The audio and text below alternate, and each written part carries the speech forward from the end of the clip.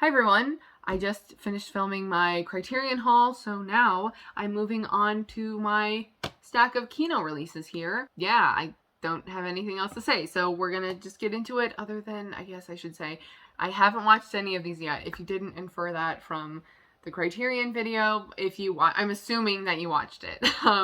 If you don't know what I'm talking about, I just filmed a Criterion haul video. Lots of sales have been going on, so I'm just filming like 4 haul videos in a row because of things that I got from each sale. I mentioned that I hadn't watched any of the Criterion movies, mostly because I haven't been in the mood to watch movies. I've been watching a couple TV shows, reading a lot, listening to music a lot. Haven't been watching too many movies other than trying to watch. I have been forcing myself to watch some, forcing.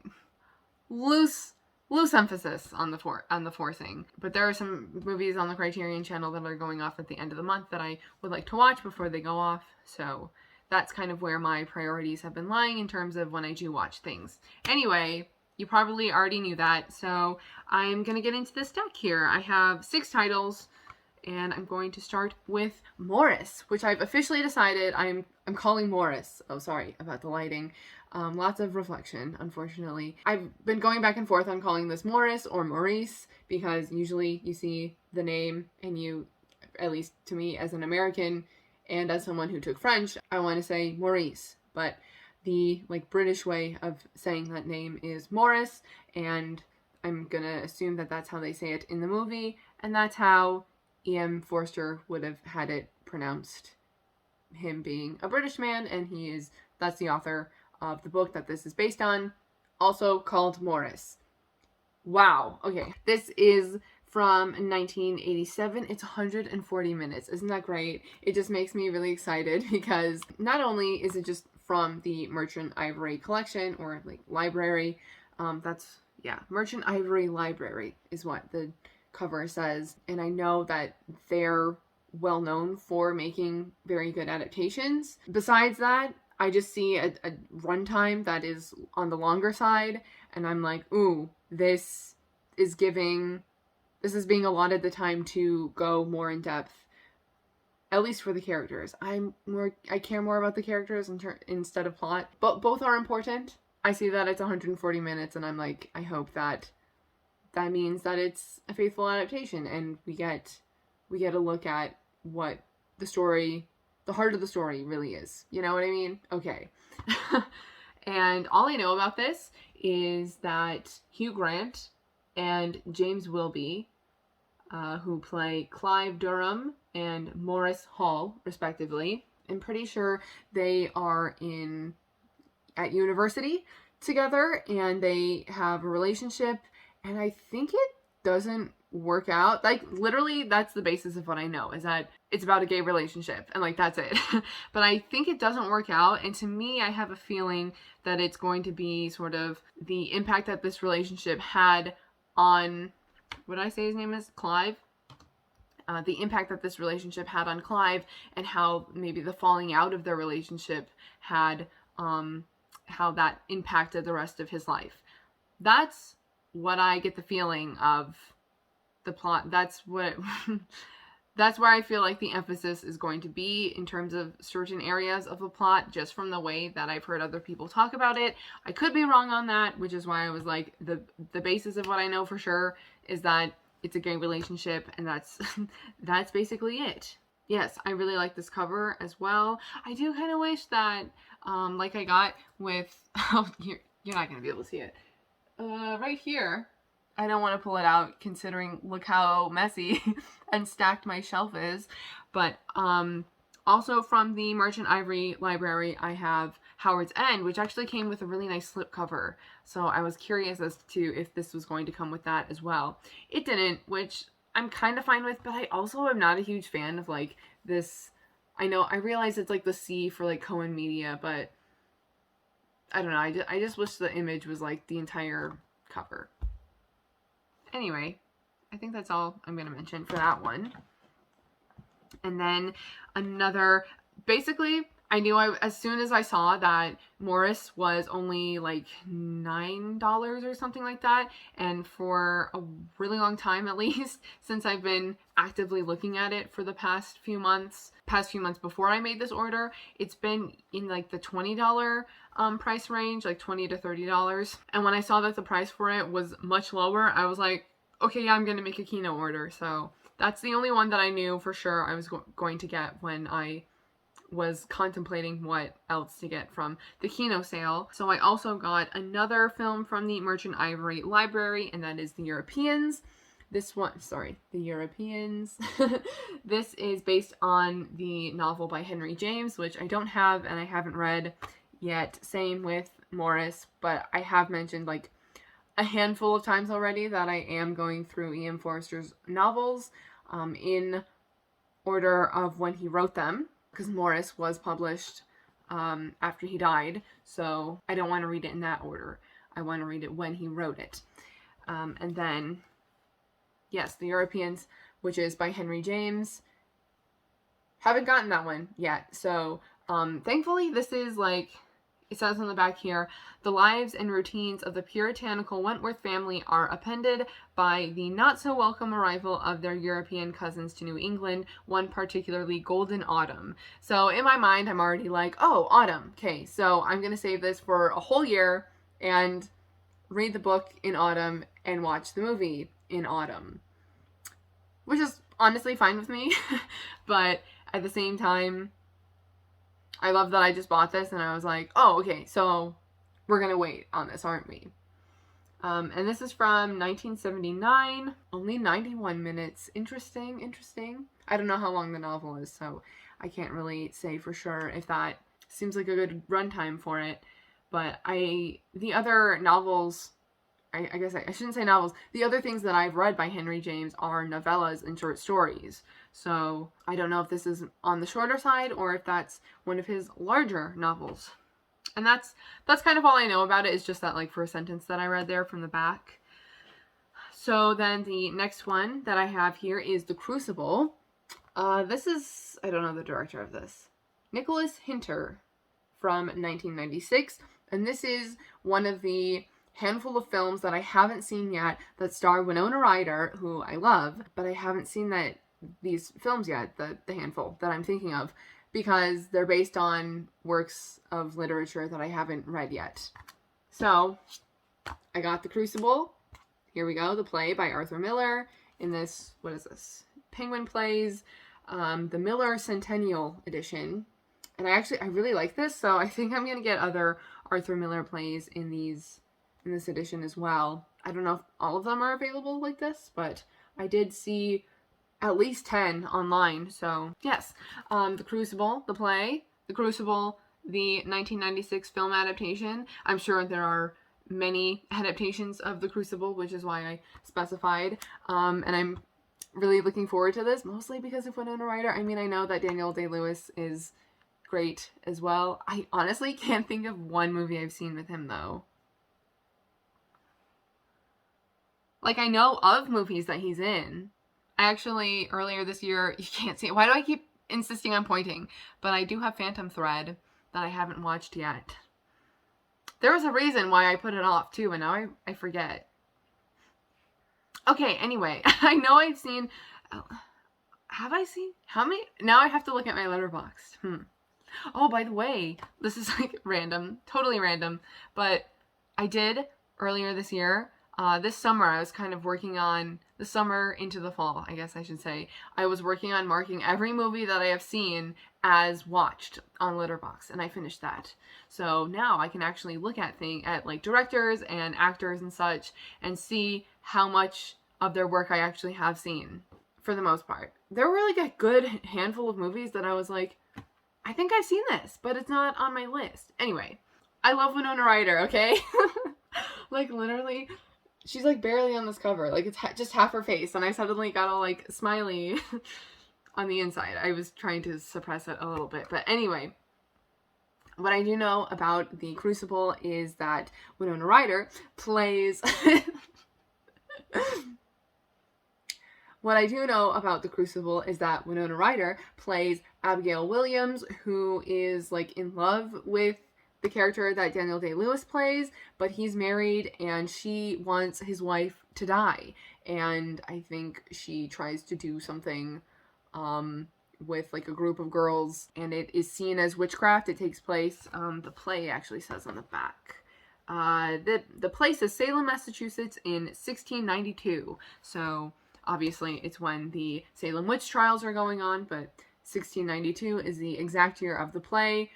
I'm gonna assume that's also the exact year that the film takes place in, and then the girls are accused of being witches. That's all I know. And I think that's actually, I don't know, I feel like I like it when I don't know that much about a story that is so well known. And I think a lot of people read The Crucible in school. I never had to. So to finally get to experience the story in word form, and in film will be really nice. Also, I have been interested, I don't know if there's like a bootleg upload available on YouTube or something like that, but I'm pretty sure Saoirse Ronan played Abigail Williams in a production of the play a handful of years ago.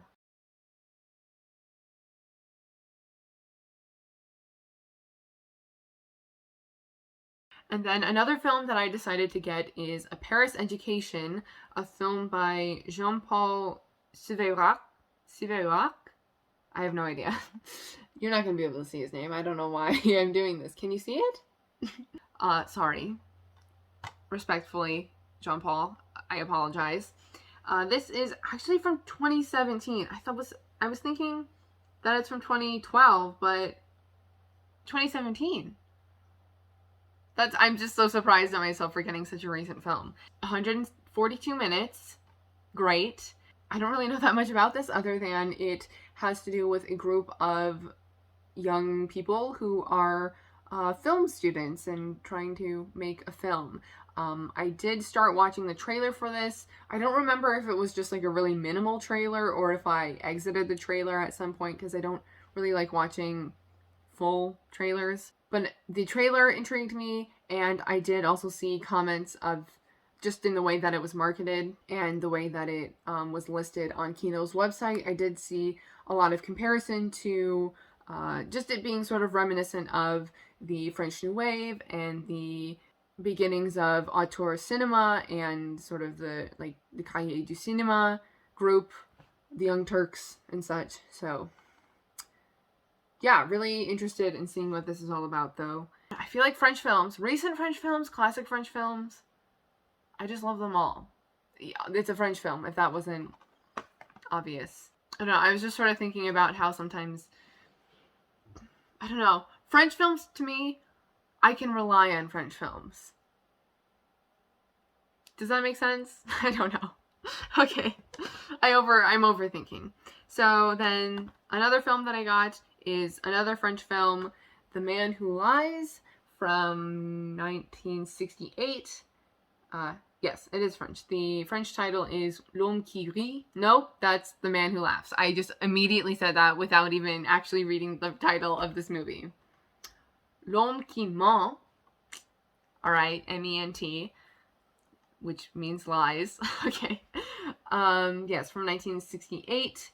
This is actually the only title that I've gotten from Kino that says Redemption. I'm not 100% sure what that is. And I'm going to assume that that's what the 41 means.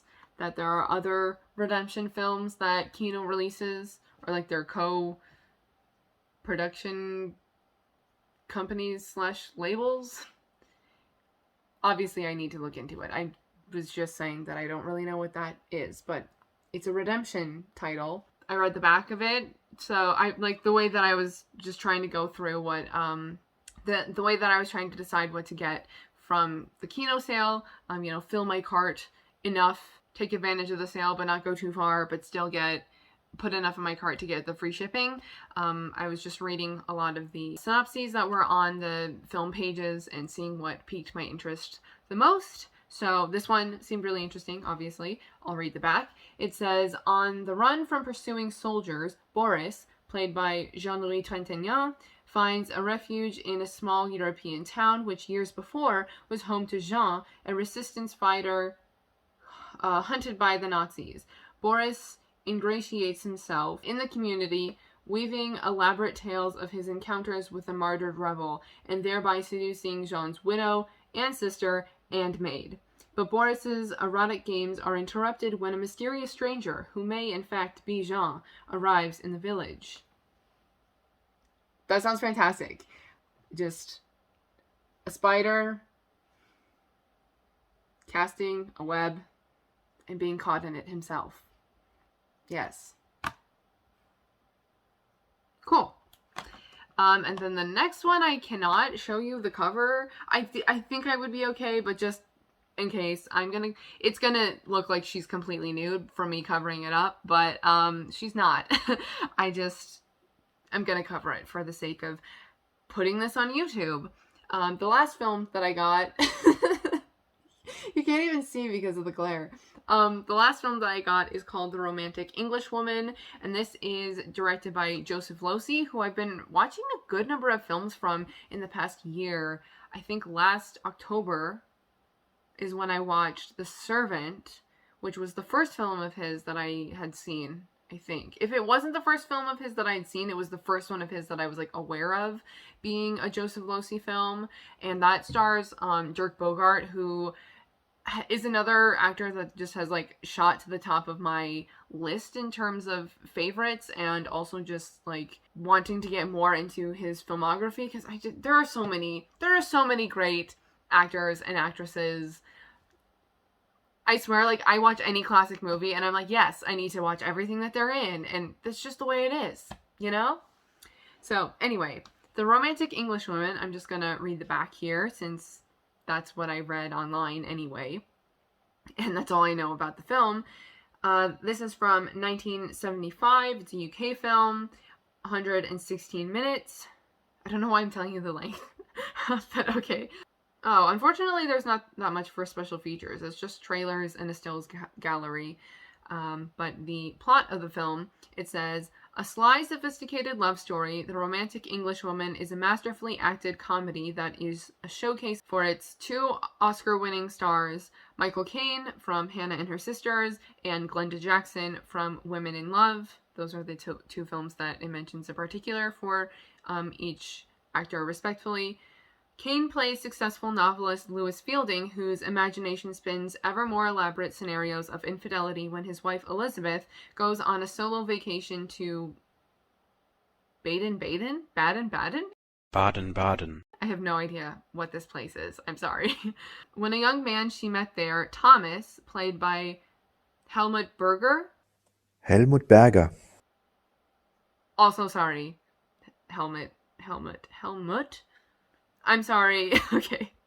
When a young man she met there, Thomas, rings their home and shows up for tea, the couple's mutual jealousies explode to the surface. The line between Fielding's reality and his fantasies becomes blurred, breaking down altogether in the final act when something happens that I'm not going to continue reading because I don't want to know.